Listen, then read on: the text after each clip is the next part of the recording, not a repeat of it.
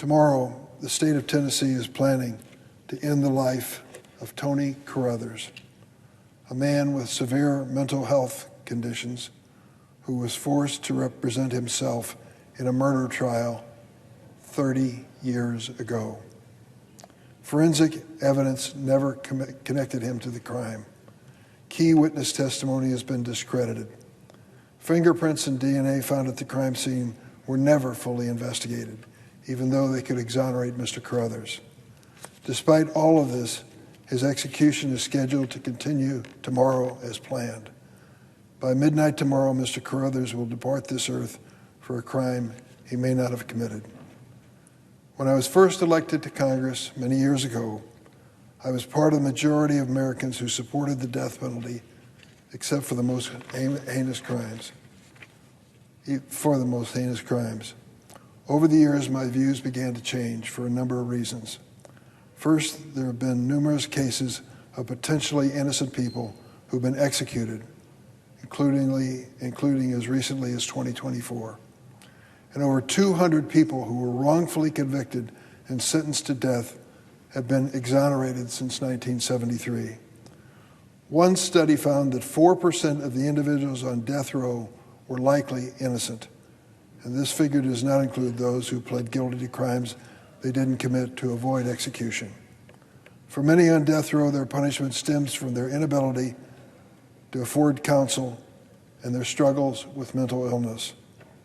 According to the Prison Policy Initiative, approximately 90% of people facing capital charges cannot afford an attorney. Researchers at the University of North Carolina have found that 43% of individuals executed between 2000 and 2015 had been diagnosed with a mental illness at some point in their life. 43%. The death penalty is not a punishment reserved for the worst of the worst. It is one reserved for the poorest of the poor. In addition, it is a penalty disproportionately faced by Black Americans. Despite being 13% of the U.S. population, Black people make up 41% of all the prisoners on death row. Coincidence? Numerous studies have found that Black defendants are more likely than their white counterparts to face the death penalty. And on top of all this, it is far from clear that the death penalty even serves its primary purpose. There has yet to be conclusive evidence demonstrating the death penalty deters people from committing heinous crimes compared to the threat of life in prison. Faced with all this, 15 years ago, I announced that I could no longer support the death penalty. Luckily, I was in good company. I was not the first public official whose thinking about this issue changed. Supreme Court Justices Harry Blackmun and John Paul Stevens had a similar journey to my own. While both initially ruled in favor of the death penalty, they eventually came to the same conclusion, that after decades of trying to make it fair, we had largely failed as a nation. In the year 2000, in my home state of Illinois, George Ryan, a Republican governor, instituted the first statewide moratorium on executions in the nation. In 2003, Governor Ryan cleared death row by commuting the sentences of 167 inmates to life in prison. In 2021, his first year in office, President Biden instituted a moratorium on the federal death penalty. Then in December 2024, in response to requests from myself and 11 other senators, President Biden commuted the sentences of most individuals on federal death row to life imprisonment. Today, I'm reintroducing the Federal Death Penalty Prohibition Act.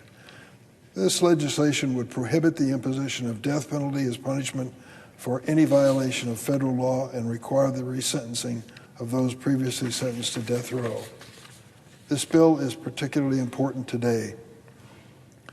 Last month, President Trump's Department of Justice announced that it was bringing back firing squads and seeking to return to the use of electrocution and lethal gas for executions. Meanwhile, the state of Alabama became the first government in the world to carry out executions by nitrogen suffocation, an untested and inhumane death penalty method. The Supreme Court has declined to intervene over the dissent of Justice Sotomayor, joined by Justices Kagan and Jackson. Listen to what Justice Sotomayor wrote, and I quote, allowing the nitrogen hypoxy experiment to continue despite mounting and unbroken evidence that it violates the Constitution by inflicting unnecessary suffering, fails to protect the dignity of the nation we have been, the nation we are, and the nation we aspire to be. These barbaric tactics will be remembered as a stain on our nation's history. We must not engage in the very conduct we seek to punish. My bill would ensure we would not. I understand this subject brings out people's strongest emotions. When faced with horrific acts of some people on death row, the hatred they hold, the pain they caused, it is understandable to want them to face a punishment commensurate with their crimes. But how many innocent people must be put to death to feed a feeling of vengeance? How many Americans must be denied justice in the name of grief? State-sanctioned killing is not an effective way to make our country safe. It is not guaranteed to only punish the guilty. It is not who we are. I hope my colleagues will join me together in this cruel and unusual punishment in America, once and for all. Mr. President, I yield the floor.